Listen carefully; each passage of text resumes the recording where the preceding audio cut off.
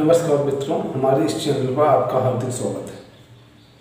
मैं रामेंद्र कुमार सक्सेना, भावातीत ध्यान शिक्षक, मैं ऋषि शिक्षा संस्थान की तरफ से आप लोगों का हार्दिक स्वागत करता हूँ। परम पूज्य महर्षि महेश योगी जी के द्वारा जो प्रेरित भावातीत ध्यान पद्धति जो है, उसकी आज हम सभी लोग आधुनिकता और वैज्ञानिकता के बारे में जानेंगे। सबसे पहले हमें ये जानना है कि हम क्या चाहते हैं, हमारी आवश्यकताएं क्या हैं। मनुष्य ज़्यादा से ज़्यादा, अधिक से अधिक विकास करना चाहता है, उन्नति करना चाहता है और सफलताएं प्राप्त करना चाहता है, जिससे कि वह अपने संपूर्ण जीवन को सुखपूर्वक व्यतीत कर सके। लेकिन इसके लिए हमारे पास अधिक से अधिक कार्य करने की क्षमता होनी चाहिए। हमारी जो बौद्धिक क्षमता है वो प्रबल होनी चाहिए। हमारी जो न्याय करने की क्षमता है वो प्रबल होनी चाहिए। हमारे अंदर जो बौद्धिक विकास, जो प्रज्ञा है, प्रज्ञा यानी कि ज्ञान, हमारे पास भरपूर मात्रा में ज्ञान होने चाहिए। और भी कई चीज़ें हैं सोचने की, परखने की, ये इनकी क्षमताएं चाहिए। तभी हम सफल हो सकते हैं, तभी हम विकास कर सकते हैं, तभी हम उन्नति कर सकते हैं। हर एक व्यक्ति के अंदर ये होनी चाहिए। लेकिन व्यक्ति इन सब अभावों के बावजूद भी जब उन्नति, सफलता, विकास करना प्रारंभ कर देता है तो उसका मन जो है, उसका जो जीवन है वो अशांत हो जाता है। और जीवन जब अशांत हो जाता है तो वो विकास को रोक देता है, वो उन्नति को रोक देता है। यानी अशांति ही उन्नति, विकास में अवरोधक है। तो एक जो मनुष्य है तो उसका कार्य ये होना चाहिए कि वो अपने चेतन मन को अधिक से अधिक शक्तिशाली बनाए। उसे ये जानना चाहिए कि प्रज्ञा कहाँ छुपी हुई है। उस प्रज्ञा के पास में अपने चेतन मन को ले जाना चाहिए। बहुत से लोग हैं इस दुनिया में, वो ऐसा कार्य करते हैं, सदियों से करते चले आए, प्राचीन काल से आज भी करते हैं। और जो नहीं करते हैं उन लोगों के लिए वीडियो।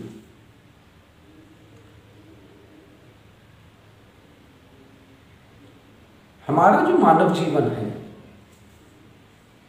हमारा जो मानव विकास है, वो 4 क्षेत्रों पर टिका हुआ है। 4 खंभे हैं, इन पे टिका हुआ है। उससे पहले, इन खंभों के बारे में बताने से पहले मैं एक आपको उदाहरण देना चाहूँगा। जब हम अपने आसपास इलाके में देखते हैं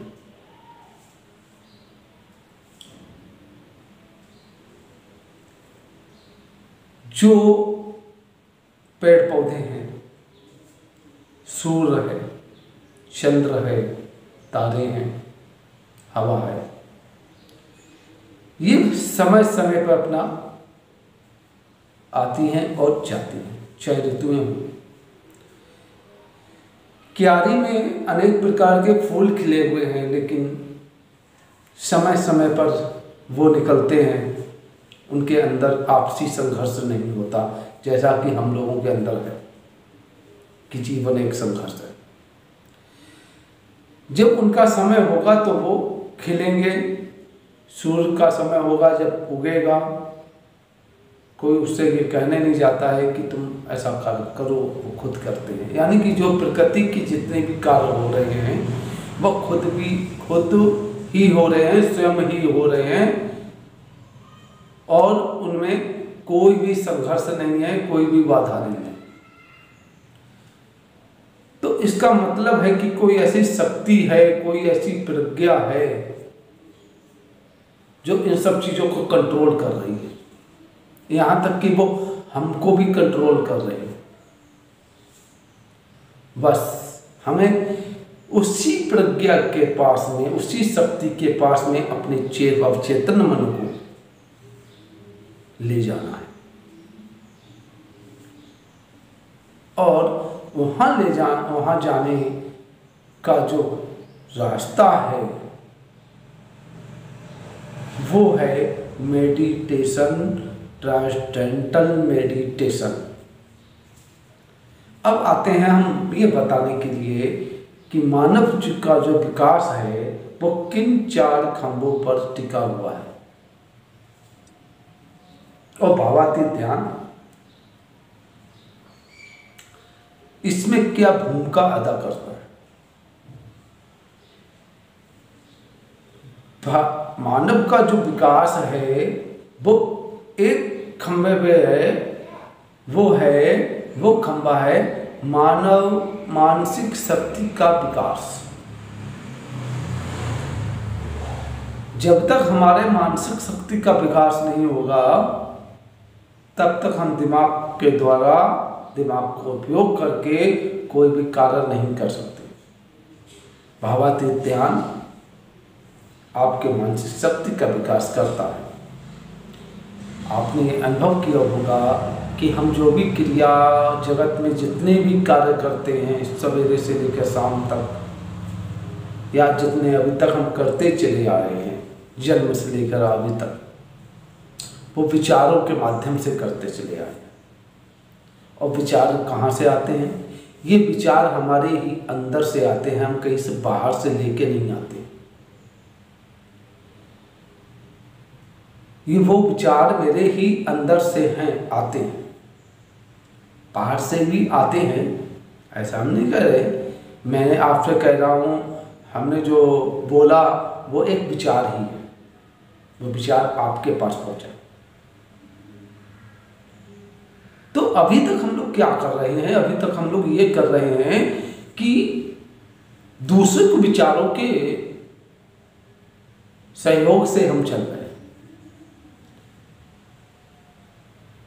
हम अपने चेतन मन को उन विचार के स्रोत तक नहीं ले जा पा रहे हैं जो स्रोत, विचारों का स्रोत खुद का अपना है।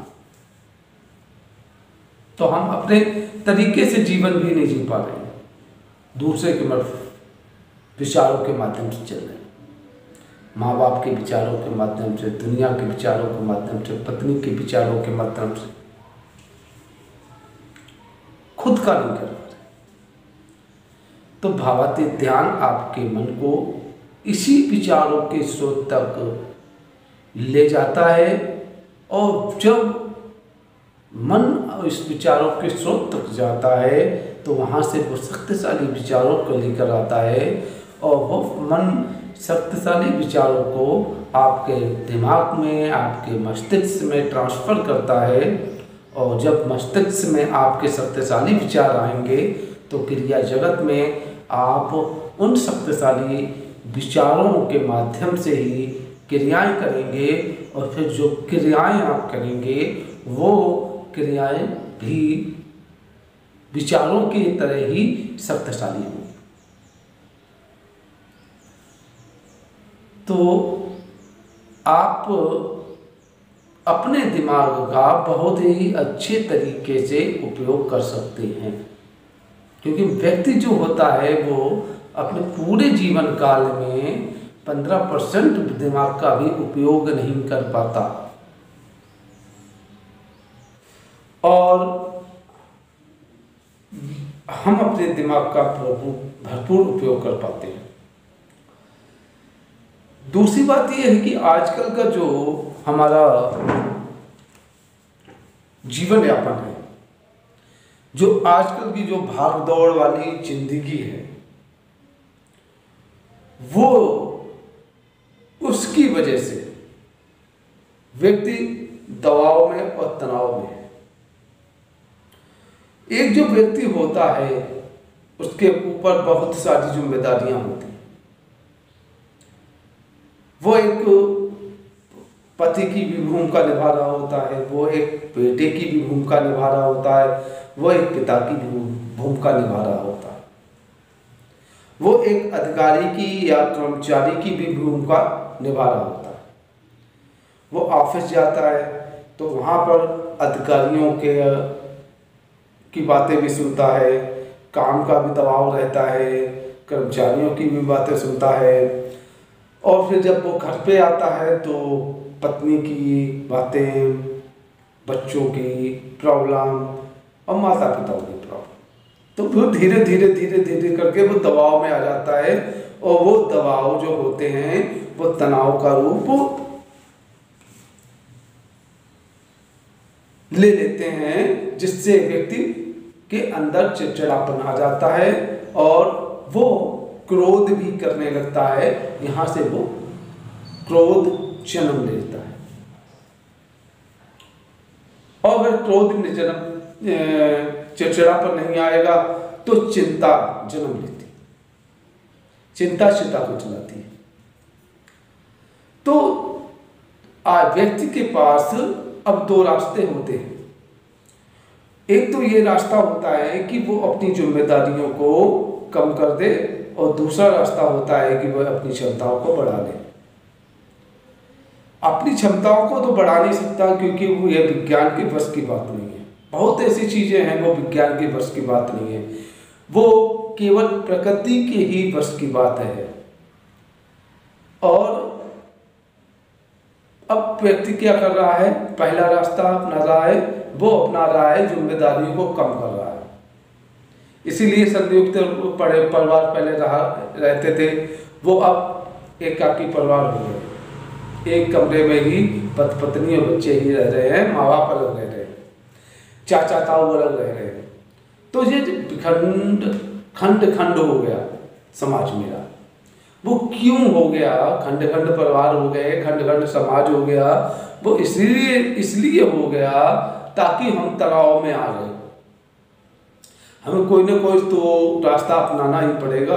तो सबसे अच्छा रास्ता हमको, सबसे सटीक रास्ता हमको यही लगा कि अपनी जिम्मेदारियों को कम कर लो, क्योंकि क्षमताओं को तो बढ़ा नहीं सकते हम।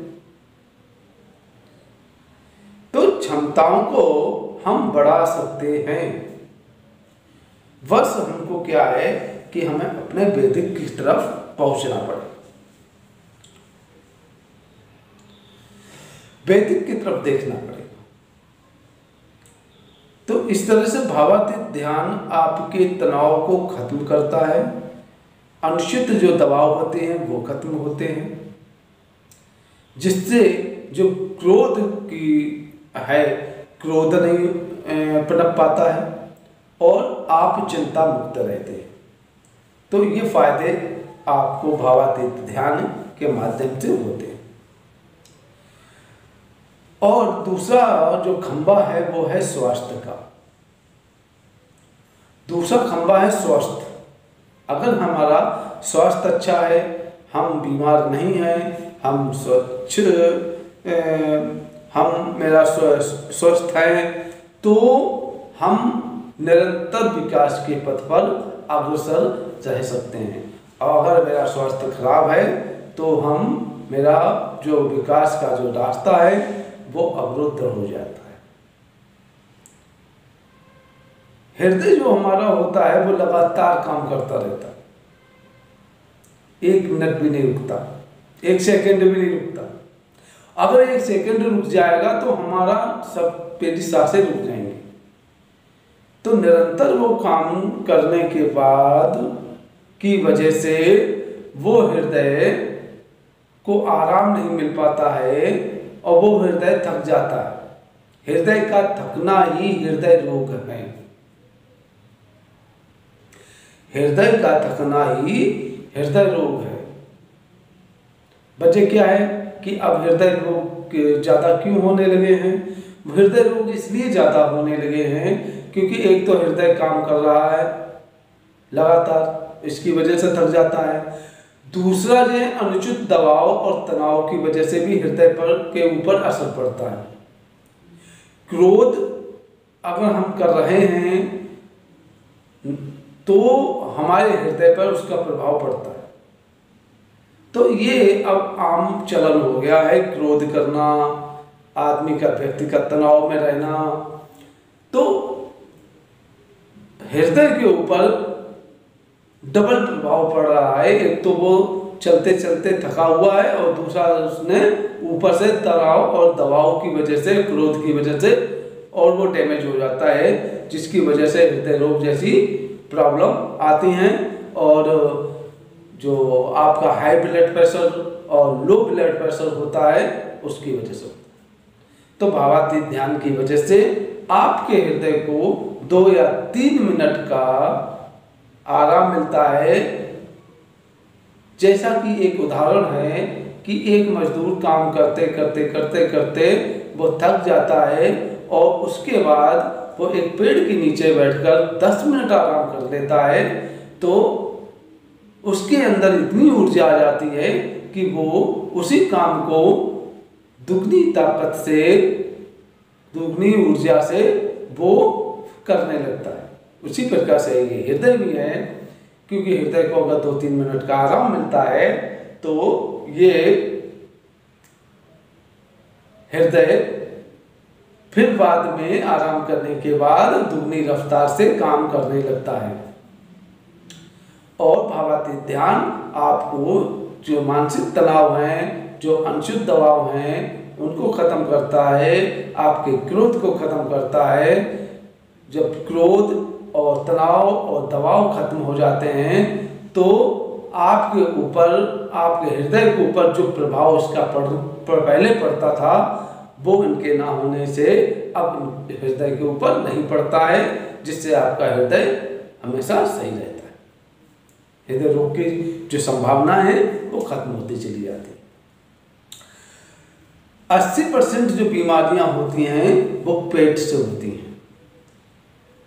पेट क्या है? पेट अगर खराब है, पेट खराब कब होता है? जब आपकी पाचन जो तंत्र हैं वो खराब हो जाते हैं, यानी वो कमजोर हो जाते हैं।